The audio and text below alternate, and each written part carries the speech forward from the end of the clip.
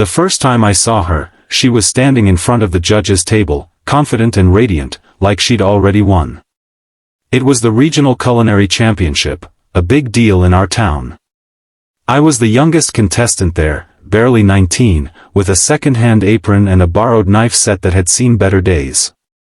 She, on the other hand, was a local legend, Clara Del Monte, the woman whose bakery had been featured in magazines, who'd spent 20 years perfecting the art of pastry. When I walked up to my station beside hers, she glanced at me, smiled, and said with a soft chuckle, "You're too young to compete, aren't you?" I smiled back, steadying my nerves. "That's what gives me the advantage." Her laughter echoed across the room, not mocking, just amused. But I meant it.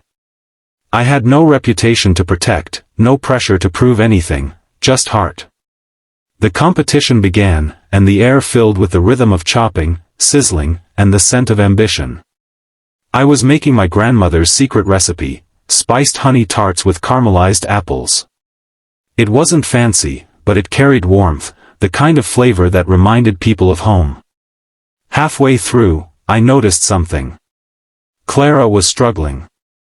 Her mixer had jammed, and her batter, her prized lemon chiffon, was clumping. She tried to fix it, but her hands trembled slightly. She sighed, muttering, "Not today." That's when instinct took over.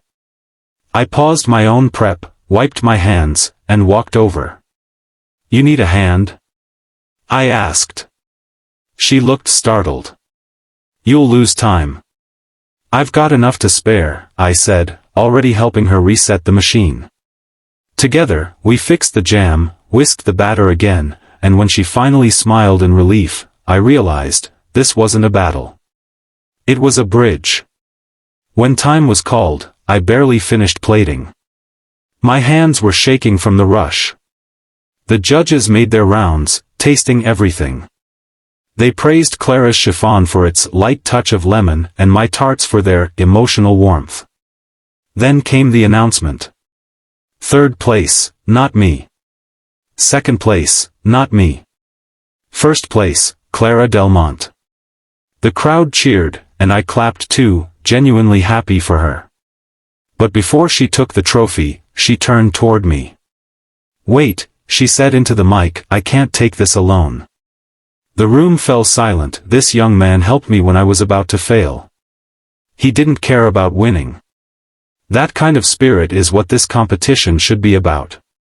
So, I'm sharing this with him. She walked over and handed me the trophy. The applause that followed didn't sound like victory, it sounded like respect. Afterward, she told me something I'll never forget. "You reminded me why I started cooking in the first place. I got so focused on being the best that I forgot what it felt like to just love what I do." I smiled. Guess youth has its advantages after all. She laughed, the same laugh from earlier, but warmer now. Maybe it does. A few months later, I got a letter. Clara was retiring and wanted me to take over her bakery. She said it needed young hands with an old soul. Now, every morning, I unlock those bakery doors. Her portrait hangs on the wall beside my grandmother's recipe book. The smell of fresh bread fills the air, and sometimes, when customers smile after the first bite, I hear her laugh in my head again, not as a rival, but as a friend who believed.